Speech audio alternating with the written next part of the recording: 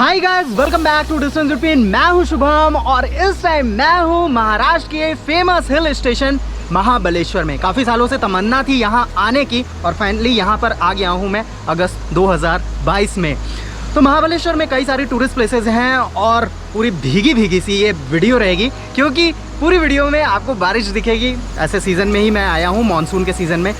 तो यहाँ पे कौन कौन सी प्लेसेस हैं मैं आपको बताऊँगा, ही साथ आपको बताऊंगा कि यहाँ का क्या खर्चा है और इसके साथ आइटनरी प्लान, छोटी मोटी टिप्स, हर एक चीज़ और मार्केट और बहुत सारी चीज़ें। तो पूरी वीडियो को जरूर देखिएगा, चैनल को सब्सक्राइब करना, वीडियो को लाइक और शेयर करना ना भूलिएगा। आप मुझे फेसबुक और इंस्टा पे फॉलो भी कर सकते हैं। तो आइए मेरे साथ घूमिए महाबलेश्वर।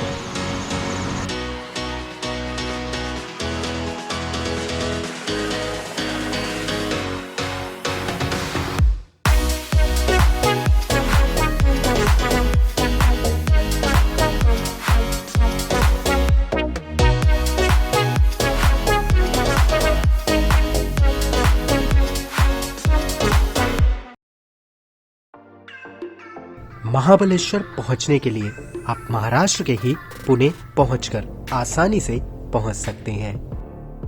महाबलेश्वर के लिए बस आपको स्वार गेट के पास मिल जाएगी, जो कि पुणे रेलवे स्टेशन से लगभग 5 किलोमीटर की दूरी पर है और ये बस जाती है। और इसके अलावा भी और बसेस हैं। तो ये स्वार गेट ऐसी लोकेशन है जहाँ पे आपको महाराष्ट्र की कई सारी लोकेशन के लिए बसेस मिल जाएंगे। फ़िलहाल मुझे महाबलेश्वर जाना है तो मैं इस बस से जा रहा हूँ। पुणे से महाबलेश्वर के लिए लगभग हर घंटे 2 घंटे पर आपको बस मिल जाती है और अगर डायरेक्ट बस नहीं मिलती तो वाई नाम की जगह पर आप बस चेंज करके महाबलेश्वर पहुँच सकते हैं। सुबह सुबह लगभग 6:30 बजे हमारी बस चल दी है और स्वार गेट से महाबलेश्वर जाने में लगभग 4 घंटे का समय लगेगा। और प्राइवेट बस से अगर आप जाना चाहते हैं तो ऑनलाइन बुकिंग वगैरह करा सकते हैं, जो कि स्वार गेट के बाहर ही मिल जाती है। इवन पुणे रेलवे स्टेशन के भी बाहर से जाती है। तो कई सारे ऑप्शन होते हैं, आपको यूज़ कर सकते हैं जैसे आपको कंफर्ट लगे। लेकिन अगर सस्ते में जाना चाहते हैं, 260 रुपये मात्र इस बस का लगा है, तो सबसे बेस्ट है ये ऑप्शन सरकारी का। नहीं तो आप प्राइवेट में जाएंगे तो 550, 700, 1000 रुपये से कम में आपको नहीं मिलेगा। तो ये बेस्ट आपके लिए बेस्ट ऑप्शन है। महाबलेश्वर में कोई रेलवे स्टेशन नहीं है और near by railway station Pune और सतारा का है, जबकि नियर बाय एयरपोर्ट पुणे है। पुणे से महाबलेश्वर की दूरी लगभग 120 किलोमीटर है और इसके लगभग 80 किलोमीटर के रास्ते प्लेन है, लेकिन खूबसूरत भी है। और लास्ट के पहाड़ों के रास्तों को लगभग 9:45 बजे महाबलेश्वर में मैं पहुंच गया हूं। ये यहाँ का है छोटू सा बस स्टैंड और मौसम देख ही रहे होगे आप, बोलने की ज़रूरत नहीं है। और यहाँ से अब होटल की तरफ जाएंगे और बाकी टैक्सी वगैरह जो भी होती है, जैसा कि हर बस स्टैंड के पास होती है, तो वो आपको यहीं पे मिल जाएगी और आसपास में पहुँचा देगी। और मौसम तो देख ही रहे हो, शानदार है। और बारिश अभी रुकी हुई है, लेकिन कब हो जाए कोई ठिकाना यहाँ पे नहीं है।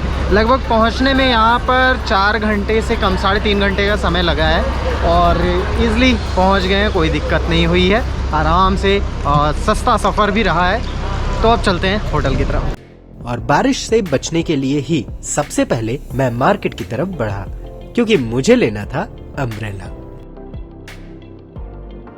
महाबलेश्वर की ये रही मार्केट, छोटू सी मार्केट है और छोटू सी मार्केट में ही आपको खाना पीना, रहना, छाता और जूते चप्पल कपड़े मिल जाएंगे। फ़िलहाल मैं यहाँ पे करने वाला हूँ शॉपिंग एक अम्ब्रेला की, क्योंकि बहुत ज़रूरी है यहाँ पर घूमने के लिए। अगर आप मानसून में आते हैं तो रेनकोट है मेरे पास, लेकिन थोड़ा गेटअप अच्छा नहीं लगेगा ना, इस वजह से लेना पड़ेगा। तो यहाँ पे मैंने पता किया है लगभग 200 से लेके 300 के रेंज में आपको अम्ब्रेला मिल जाएगा। तो अगर घर पे अम्ब्रेला रखें और मानसून के सीज़न में आ रहे हैं तो उसको कैरी कर लें और साथ में लेके चलें, नहीं तो यहाँ पे अननेसेसरी आपको ख़रीदना पड़ेगा। और बाकी मार्केट में आपको मिल भी जाएगा यहाँ पे। और यहाँ पे दुकानें वगैरह ये देख रहे होंगे, रेस्टोरेंट्स वगैरह यहाँ पर हैं। और बाकी कपड़े वपड़े की दुकानें अभी पूरी तरह से मार्केट खुली नहीं है, सुबह के 10 बज रहे हैं और यहीं पे से आप अपनी यात्रा स्टार्ट कर सकते हैं। यहीं पे टैक्सी वैक्सी सब मिल जाती है, यहीं पे बस स्टैंड है, सब चीज़ यहीं पे आसपास है, होटल भी यहीं पे है। तो अगर होटल लेना चाहते हैं तो इस जगह पर ही लें, ये बेस्ट पॉइंट है। मैंने लिया है यहाँ से 15 किलोमीटर दूर, तो मैं रिकमेंड नहीं करूँगा क्योंकि वहाँ तक जाने का ही 800 रुपये लगता है। तो बेटर है कि आप अगर होटल ले रहे हैं तो इसी जगह महाबलेश्वर में हमेशा जब भी बुक करें तो ध्यान दें कि लोकेशन सबसे पहले देख लें कहाँ पे, तो महाबलेश्वर की मेन मार्केट में ही होटल सिलेक्ट करें। महाबलेश्वर में घूमने के लिए बाइक या स्कूटी रेंटल का कोई ऑप्शन नहीं है, इसलिए यहाँ पर आपको टैक्सी के थ्रू ही घूमना पड़ेगा, क्योंकि सभी प्लेसेस मेन महाबलेश्वर से 5 से 10 किलोमीटर के रेडियस में पड़ता है। महाबलेश्वर का एक प्रसिद्ध स्थान पंचगंगा टेम्पल, और ये रहा पंचगंगा टेम्पल का जो मेन रास्ता है अंदर का, और यहाँ से उद्गम स्थान है, उधर की तरफ रास्ता जाता है। बाकी ये पार्किंग वाला एरिया है, तो चलते हैं, दिखाते हैं, देखते हैं। मैं भी बहुत एक्साइटेड हूँ, कभी देखा नहीं हूँ महाबलेश्वर में, देखता हूँ कौन कौन सी प्लेस है। और सबसे पहले यहाँ पे पंचगंगा टेम्पल देखते हैं, और मौसम तो लाजवाब है ही। पंचगंगा टेम्पल मेन महाबलेश्वर से लगभग 7 किलोमीटर की दूरी पर है, और यहाँ पर आपको टेम्पल वाली पूरी वाइब्स आएगी। महाबलेश्वर में लगातार बारिश हो रही है, थोड़ी थोड़ी, और जैसा कि नाम आप देख रहे होंगे, यहाँ पर पंचगंगा मंदिर मेरे पीछे है। पंचगंगा जैसा कि नाम है, 5 गंगा यहाँ पे अलग अलग नदियाँ मिलती हैं, उनका उद्गम स्थल है। और यहाँ पर प्रत्येक 12 वर्षों में यहाँ पर भगीरथी नदी भी मिलती है, और 60 वर्षों में यहाँ पर सरस्वती नदी भी मिलती है।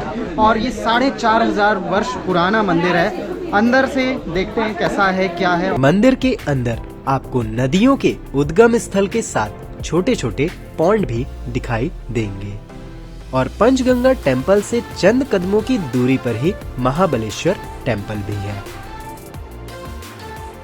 मैंने टी शर्ट ज़रूर पहन रखी है एक्सप्लोरिंग अनसीन, लेकिन मैं हूँ सीन प्लेसेस पे, बहुत फेमस प्लेस महाबलेश्वर मंदिर पे, और बहुत ही प्यारा सा ये लग रहा है स्थान, और मंदिर भी पुराना सा। वैसे ये टी शर्ट आप ले सकते हैं ट्रैवल से रिलेटेड, मेरी वेबसाइट है, डिस्क्रिप्शन बॉक्स में लिंक है, उसमें कई सारी इससे रिलेटेड आप टी शर्ट वगैरह ले सकते हैं। बाय द वे, मंदिर के बारे में बात करें तो मुझे नहीं मालूम था कि पंचगंगा मंदिर के पास में ही मेन महाबलेश्वर मंदिर है। तो यहाँ पर मैं आया हूँ तो ये मंदिर दिख रहा है, और इसके बैक साइड में एक अति बलेश्वर मंदिर है, और सारा का सारा जो भी मंदिर का स्ट्रक्चर है वो एकदम काले पत्थरों का, जो पुराने मंदिर जैसे मैंने देखे हुए हैं, जैसे जागेश्वर धाम के मैंने उत्तराखंड में मंदिर देखे हैं, वैसा कुछ सबका स्ट्रक्चर है।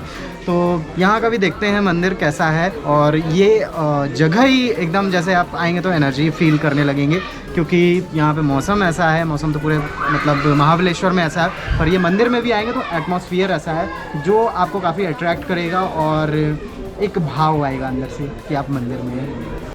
महाबलेश्वर मंदिर में वीडियो या फोटोग्राफी अलाउ नहीं है, और यहाँ हमारे शिव जी रुद्राक्ष के रूप में विराजमान हैं, और ठीक सामने अति बलेश्वर मंदिर का भी कॉम्प्लेक्स है, और मंदिर के आसपास में छोटी छोटी दुकानों की मार्केट भी है। महाबलेश्वर मंदिर के मेन कॉम्प्लेक्स के अंदर मैं आ चुका हूँ, और यहाँ पर आप बाहर की तरफ में एरिया में फ़ोटोग्राफी वगैरह कर सकते हैं, अंदर नहीं कर सकते हैं। अंदर मंदिर में जाएं, दर्शन करें, और जब बाहर आप आएंगे, और अगर मानसून के सीज़न में आ रहे हैं तो कुछ ऐसा वेदर आपको दिखेगा, यानी कि आप अगर जुलाई में आते हैं, अगस्त में आते हैं, या सितंबर मिड तक आते हैं तो कुछ ऐसा वेदर दिखेगा। इसके बाद आपको क्लियर मौसम दिखेगा, तब क्लियर व्यूज़ भी दूर दूर तक दिखेंगे। तो दोनों मौसम का हर तरह का मज़ा है। और बाकी यहाँ पर ज़मीन में इतनी बारिश हो गई है कि ज़मीन में काई जम गई है, बिल्कुल नेचुरल वाली हर एक फीलिंग यहाँ पर आएगी, और लगेगा किसी बहुत ऊंचे पहाड़ पे, आप पता नहीं कहाँ, केदारनाथ मंदिर पे जैसे होता है ना कुछ वैसा यहाँ पे सीन, वहाँ पे फॉग वगैरह देख के लगेगा। लेकिन बहुत ज़्यादा ऊंचाई पे नहीं है, और जितने पे है उतने पे ना आपको स्वेटर की ज़रूरत है, ना आपको बहुत ठंड लगेगी। आप आराम से यहाँ पे दर्शन करें और लुत्फ उठाएं यहाँ मंदिर का। मंदिर के बाद मैं पहुंचा महाबलेश्वर के कुछ व्यू पॉइंट्स पर। स्ट्रॉबेरी गार्डन से जब थोड़ा सा आगे आप बढ़ते हैं तो आता है किड्स व्यू पॉइंट, जो कि एक साइड में किड्स व्यू पॉइंट पड़ता है और दूसरे साइड आपको एलिफेंट हेड व्यू पॉइंट दिखता है। तो फिलहाल ये किड्स व्यू पॉइंट है। थोड़ी देर पहले यहाँ पे बारिश हो रही थी और पूरा फॉग था, लेकिन अब क्लियर है और पूरी वैली दिख रही है। जो उस जगह पे आपको फॉग वगैरह दिख रहा है वो अनफॉर्चुनेटली अभी दिख रहा है, लेकिन जब आप आएंगे सितंबर, अक्टूबर, नवंबर, दिसंबर, जनवरी, फरवरी, मार्च या फिर उसके आगे भी, तो आपको नहीं दिखेगा। मानसून के सीज़न में यहाँ पे काफ़ी फॉग होता है, लेकिन बाकी टाइम में आपको क्लियर व्यू, हालांकि अभी भी इतना क्लियर व्यू ये दिख गया है, ये बहुत बड़ी बात है, क्योंकि अभी थोड़ी देर पहले ही नहीं था क्लियर व्यू, लेकिन अब हो गया। तो यहाँ पे है पार्किंग और उस साइड में भी जाते हैं और देखते हैं एलिफेंट हेड व्यू पॉइंट कैसा है। केट्स व्यू पॉइंट से बहुत खूबसूरत है elephant view point. Elephant head view point, ये एक हेड दिखता है एलिफेंट का, वो तो ठीक है। आगे इसमें एक वाटरफॉल भी है, वो भी मैं आपको क्लोजली दिखा देता हूँ। ये अगर आप देखोगे तो ये रहा, और उस साइड अगर आप देखोगे तो पूरी वैली दिख रही है और पूरी नदी गई हुई है, वो पूरा दिखता है। हालांकि पता नहीं कैमरे में दिख रहा होगा कि नहीं, पर मुझे दिख रहा है। तो यहाँ पर आएँ और इस व्यू पॉइंट को तो बिल्कुल भी मिस ना करें, क्योंकि ये है बहुत खूबसूरत। बादल आ रहे हैं, जा रहे हैं, लेकिन लगभग आप 15-20 मिनट, आधा घंटा गुजारेंगे तो आपको सब दिख जाएगा। महाबलेश्वर में स्ट्रॉबेरी का काफी प्रोडक्शन होता है और यहाँ इसके ढेरों गार्डन्स आपको जगह जगह देखने को मिलेंगे।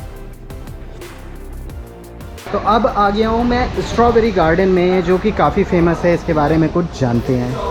ये हाइड्रोपोनिक सिस्टम रहता है। हाइड्रोपोनिक बोलेगा तो पानी के अंदर बनाते हैं, आप लोग कोकोपीट में बनाते हैं। अच्छा। कोकोपीट बोलेगा नारियल का पीस रहता है ना, उसमें बनाते हैं। ये झाड़ रहता है 7 से 8 इंच का। इसके बाद बड़ा होने के बाद देखो ऐसा फूल दिखता है सफ़ेद वाला, वो उसका नहीं है। अच्छा। फिर तैयार हो जाता है, देखो ऐसा वाला होता है। फिर आपको ऑफ सीजन है, ऑफ सीजन में देखने नहीं मिलेगा। सितंबर अक्टूबर में आते तुमको ऐसा देखने मिलता था। सेम वैसे ही क्वालिटी। जैसा आप यहाँ पे देख रहे होंगे पूरा इस तरह से दिखता है यहाँ पर, और स्ट्रॉबेरी काफ़ी फेमस भी है यहाँ पर। और ये अभी पेड़ है, तो अभी आगे, अभी तो मैं अगस्त में आया हूँ, आप वीडियो देख के आएंगे सितंबर अक्टूबर में तो आपको इस तरह का व्यू दिखेगा। ऐसे लटके हुए स्ट्रॉबेरी यहाँ पे दिखेंगे। इन पाइप्स के अलावा यहाँ जमीन पर भी स्ट्रॉबेरी की खेती होती है। स्ट्रॉबेरी फज मेरे हाथ में है और मेरे सामने है स्ट्रॉबेरी फार्म। यहाँ पर मैं इसको ट्राई कर रहा हूँ। थोड़ा प्राइस सुन के आपको लगेगा कि भाई ज़्यादा है, पर आपको बताने के लिए मुझे ख़रीदना पड़ा। अभी इसमें आगे बताता हूँ, पहले खा लेता हूँ।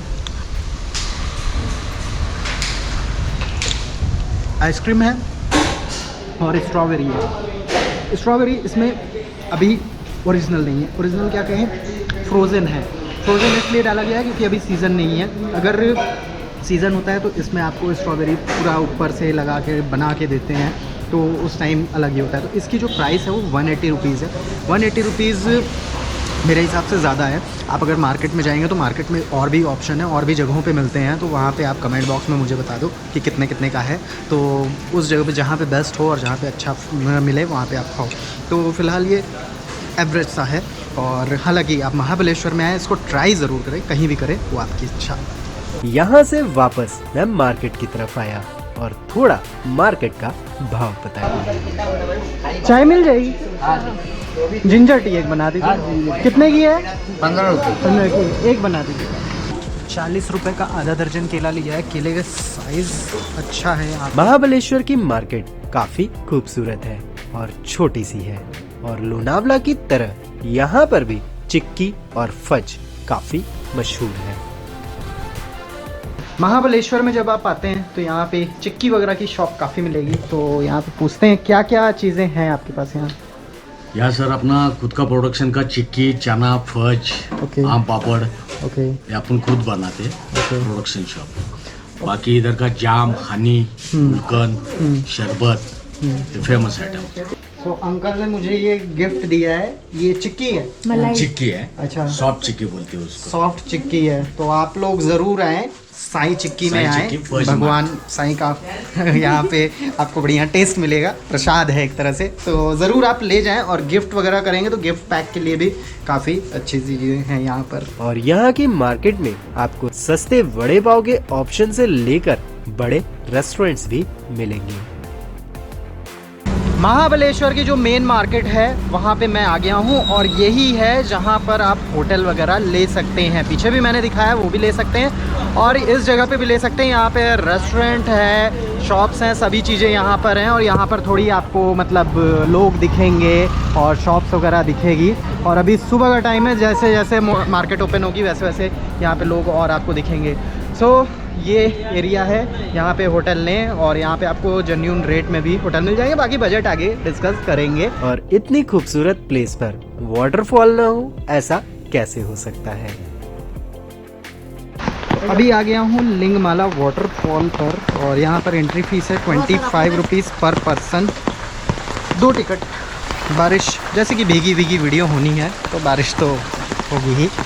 तो ये रहा एंट्री फीस और मॉर्निंग 8 बजे से इवनिंग 5:30 बजे तक ओपन होता है, तो उस टाइम आप आ जाएं। और वाटरफॉल कुछ इस तरह का है, मुझे नहीं मालूम फॉग होगा क्या होगा, तो इसलिए अभी से आपको दिखा दे रहे हैं, फ़ोटोज़ आप देख लें। बाकी देखने में तो बहुत अच्छा लग रहा है, चलते हैं। लिंगमाला वाटरफॉल में 2 वाटरफॉल हैं और इन दोनों तक पहुंचने के लिए कम से कम 1 घंटे का समय जरूर रखें।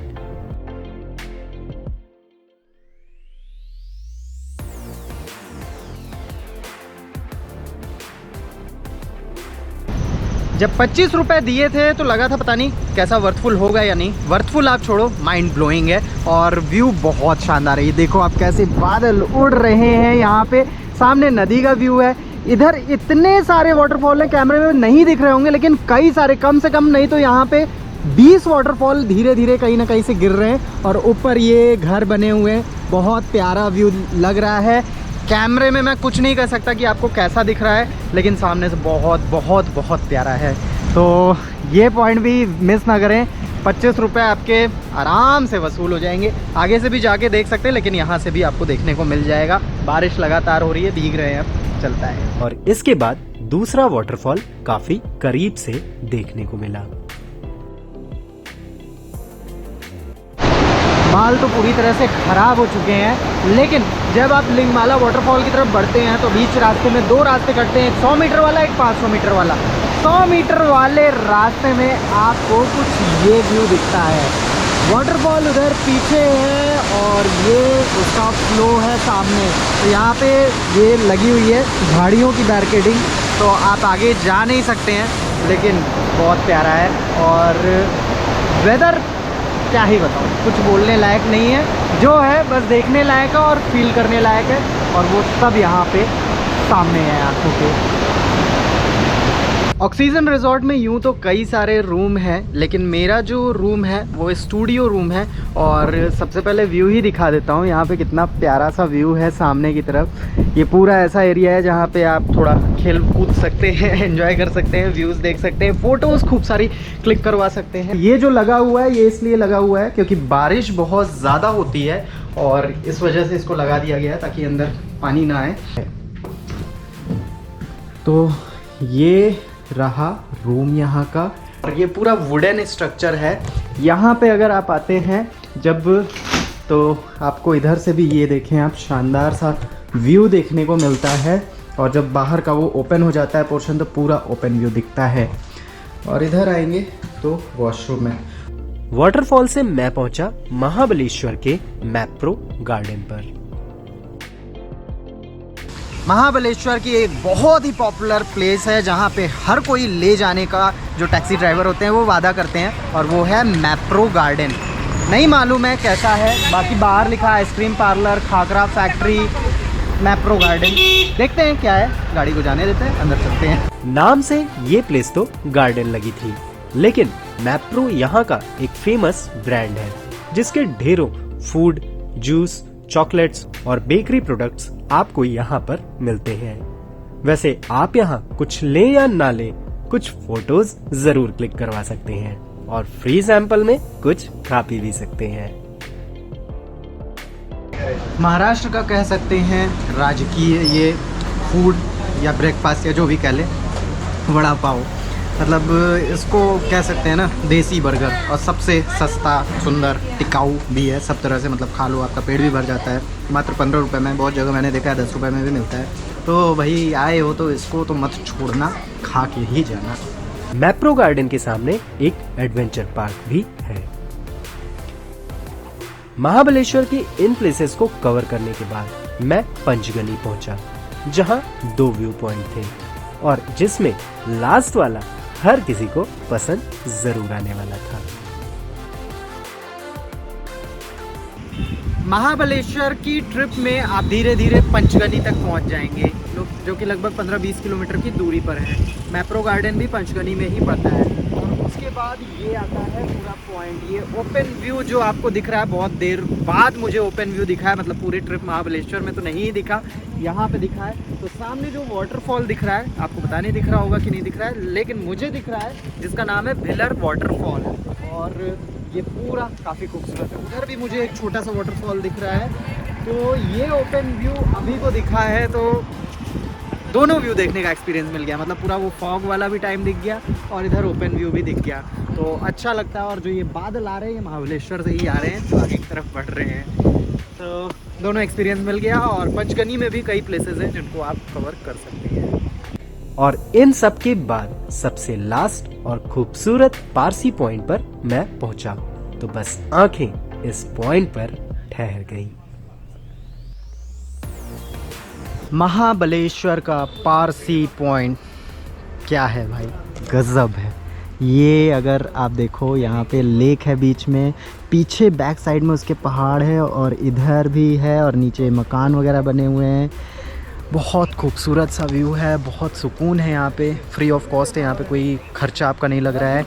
तो इस पॉइंट को ज़रूर कवर करें। और ये आपके लिए भाई ऐसा पॉइंट है जो मैंने एक्सपेक्ट नहीं किया था। मतलब मैंने महाबलेश्वर की पिक्चर्स वगैरह देखी थी, लेकिन ये पॉइंट मैंने एक्सपेक्ट नहीं किया था। ये बहुत खूबसूरत है और महाबलेश्वर की one of the most popular place में से एक मेरे अकॉर्डिंग है। मैंने इसके बारे में ही सुना नहीं था, जब ट्रिप कर रहा था तो उसमें मिला। तो जब पंचगनी में आप आएंगे तो पंचगनी में एक तरह से कह सकते हैं ये लास्ट पॉइंट है और एंड पॉइंट है, जहाँ पे आपकी ट्रिप आकर एंड होती है।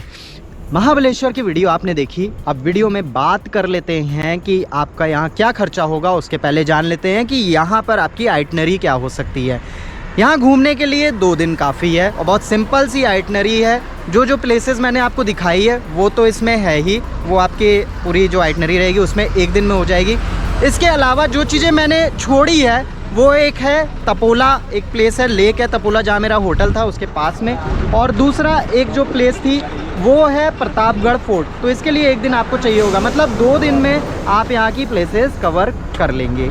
अब इसके बात कर लेते हैं बजट की। तो होटल यहाँ पर जो आपको मिलेगा वो आपको अराउंड मिलेगा लगभग 1000 से 1500 में मिल जाएगा, और उससे कम में भी इवन आपका काम हो जाएगा अगर आप इस सीज़न में आते हैं, रेनी सीज़न, मानसून सीज़न में आते हैं। अगर आप उसके बाद में आते हैं तो उसमें आपको मतलब कॉस्टली पड़ेगा। मतलब कि ये अभी एक तरह से कह सकते हैं ऑफ सीज़न है, उसके बाद आपका पीक सीज़न अभी आएगा अक्टूबर, नवंबर, दिसंबर, या उसके बाद जो भी सीज़न रहेगा। तो उस टाइम आपका लगभग 1000 से 1500 के आसपास होटल मिलेंगे। अभी तो आपको 700-800 में भी मिल सकते हैं। तो अगर अच्छा होटल चाहिए तो 1000 रुपये में, और अगर और ज़्यादा अच्छा चाहिए तो 1500 में। मील्स की लगभग आपको 500 रुपीज़ पर डे का खर्चा आएगा, मतलब 1000 रुपये में 2 दिन में आपका काम हो जाएगा। ट्रांसपोर्टेशन का जो मेजर खर्चा आपका होगा, स्कूटी यहाँ पर नहीं मिल सकती है, तो आपका जो खर्चा आएगा वो लगभग 2500 रुपये का खर्चा ओवरऑल आएगा आपका। मतलब 4 लोग कार में बैठ सकते हैं, 1 दिन का आएगा। प्रतापगढ़ फोर्ट वगैरह भी करेंगे तो फिर उसके बाद आपका बजट और बढ़ जाएगा, मतलब आप समझ लीजिए 4000 तक बजट चला जाएगा ट्रांसपोर्टेशन का। तो उसमें कार में 4 लोग बैठे, चाहे 2 लोग, मैं मान के चल रहा हूँ 2 लोग बैठेंगे, तो एक बंदे पे लगभग आपका 2500 का 1 दिन का अगर घूमने का प्लान बनाते हैं तो लगभग 1250 रुपये आएगा। तो 1500 मान के चल लेते हैं। तो टोटल ओवरऑल करेंगे, होटल का आपका 1500, 2 नाइट्स आप रहेंगे, मील्स का आपका 1000 रुपये, ट्रांसपोर्टेशन का 1500 रुपये, मतलब 4000 रुपीज़ में आप यहाँ की प्लेसेस कवर कर सकते हैं। और बाकी सीज़न में थोड़ा सा ऊपर नीचे होता है तो वो 5000 तक जाएगा बस। तो ये पूरा प्लान था, और यहाँ की जो भी प्लेसेस है वो आपने देख ली होगी। बहुत सारी चीज़ें हैं यहाँ पर देखने के लिए, घूमने के लिए। हालांकि 2 दिन में आपकी प्लेसेस कवर हो जाएगी और सेफ़ प्लेस है। नेटवर्क कनेक्टिविटी की बात की जाए तो मार्केट एरिया में ही आप ले, वहाँ पे मोबाइल नेटवर्क आपका सही रहेगा। बाकी एरिया में आपको दूर दूर में लेंगे तो थोड़ी प्रॉब्लम होगी। तो ये इन्फॉर्मेशन थी। इसके साथ ही साथ अगर आपको और भी किसी भी प्लेस के बारे में जानना है या कोई भी चीज़, तो वीडियोस तो हैं ही, साथ ही आप हमारी ट्रैवल कंसल्टेंसी फ़ीस 99 रुपीज़ पे करके वो जान सकते हैं, और जिसके लिए लिंक डिस्क्रिप्शन बॉक्स में। सो मेक श्योर नेचर को क्लीन और ग्रीन रखें। चैनल को सब्सक्राइब करना, वीडियो को लाइक और शेयर करना ना भूलें। आज के लिए इतनी इन्फॉर्मेशन थी। Thank you friends.